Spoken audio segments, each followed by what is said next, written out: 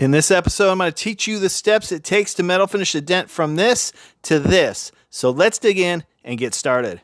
What is up? My name's Chris, and this is Garage Noise, where we teach you how to build your skill and increase your knowledge of paint and body repair.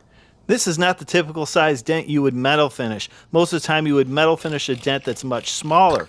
But since I had this dent available, thanks to my lovely wife who backed into my truck, we're going to go ahead and give it a shot today. Metal finishing is a term that's used describing the process of removing a dent with a hammer and dolly with little to no body filler. This is a good sized dent, and I'm a little bit out of practice in metal finishing panels, so I suspect we will have to use some filler. The first thing I'm going to do is remove the large parts of these dents. I'm using the cold glue system, and then I'm going to knock down the crowns or the high areas. I'm just releasing the tension on these areas, and then we'll do some more pulling with the cold glue. By tapping down the crowns or the high areas, I'm releasing energy that's stored there and allowing that dent to release. Now, the reason I'm using a paint stick to hammer those areas down is I want to spread the energy of the hammer across the panel. I don't want to create any dents with the hammer, so this spreads the energy. It allows us to flatten it out without creating dents. Now I'm going to heat this area up, use a 4x4 and a paintless dent tool to push on the body line to release that and hammer down the high areas as I push. We remove the fender liner in this vehicle, and that allows me to get my dolly behind the fender. Now, when you're using a hammer and dolly, you want to put that dolly on the center of that dent, and then you're going to lightly hammer around the edge, putting pressure on the center, and that's going to release that dent and bring that back level. It is a time-consuming process to metal finish a dent, especially one of this size, and that's probably why I'm a little bit out of practice. I run a production shop. We don't metal finish a lot of parts. But you just have to be patient, and you have to continue the process of working out the dents by pushing the center and hammering the high areas.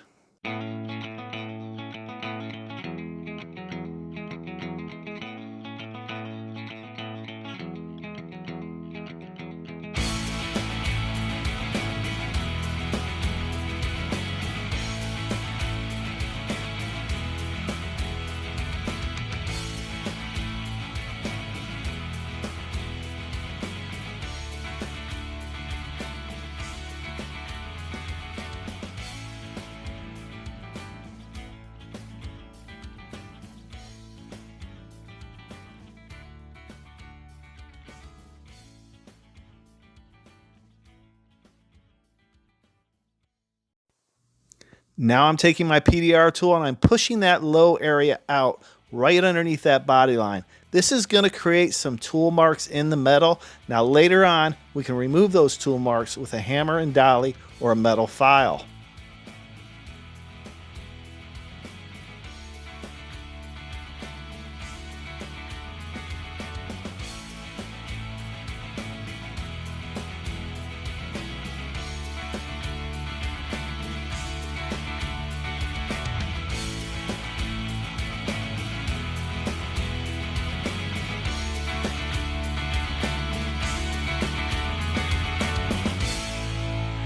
And now you can see this dent repair is starting to take shape. It's looking really good. Most of this dent is out.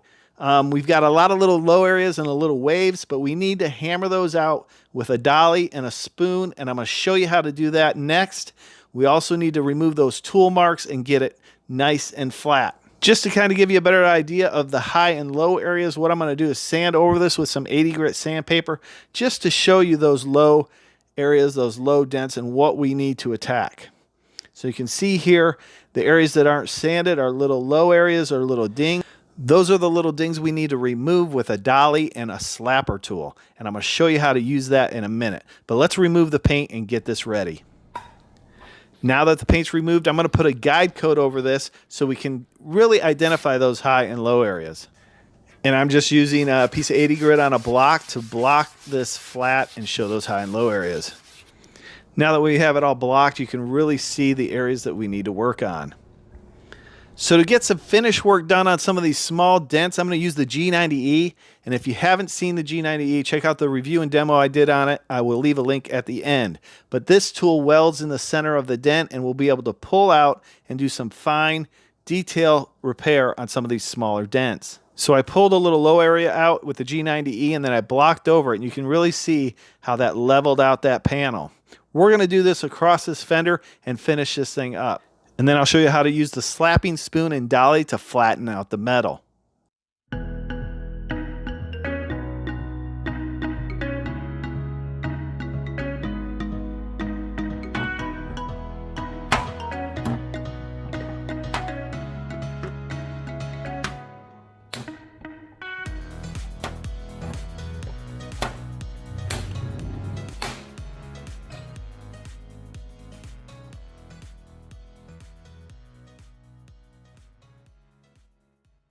This is an adjustable metal file. You can adjust this to the contours of the body.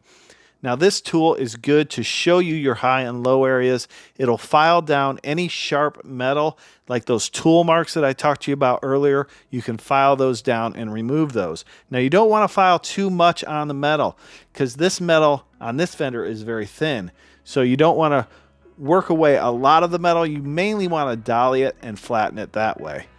Now I'm going to clean up the metal a little bit with my angle grinder and a 36 grit roll lock disc, and then we'll spray a guide coat on it to see where we're at in the straightening process.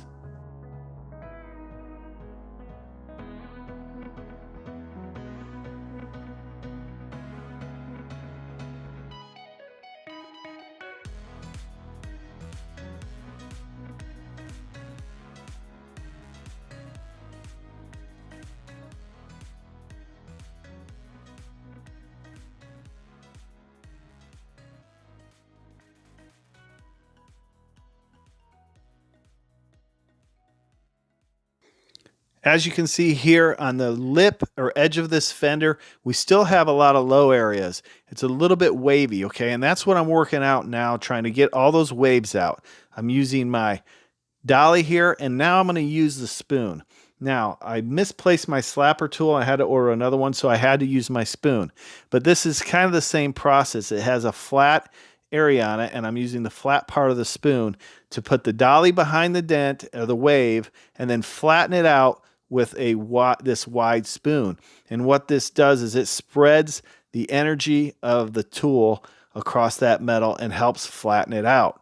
Now you have to have the right shaped dolly for the dent or the wave that you're trying to remove. It needs to fit in that area and fit flush and flat against it. I'm going to work over this entire fender and flatten out all these areas with the dolly and the spoon. Then we'll take a look at the finished product and we'll see whether or not we're going to need some filler or how much.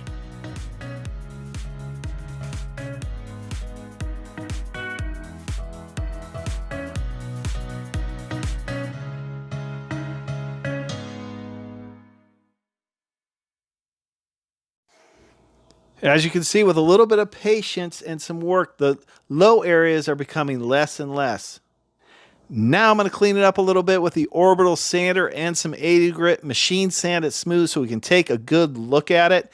Now these videos take a long time to make, and if you enjoy the content and want to support the channel, all you have to do is subscribe, like this video, comment down below, and check out my links in the description. There you have it, a metal finish fender. Look at the transformation from where we started to where we are now. Now, is it absolutely perfect? No, it's not absolutely perfect. It's probably going to need a thin coat of filler. Now, could I have taken some more time and got it absolutely perfect? Maybe, but it really wasn't worth it. I wanted to show you how to do it, and if you want to learn more, check out these videos now. We'll see you next time on Garage Noise.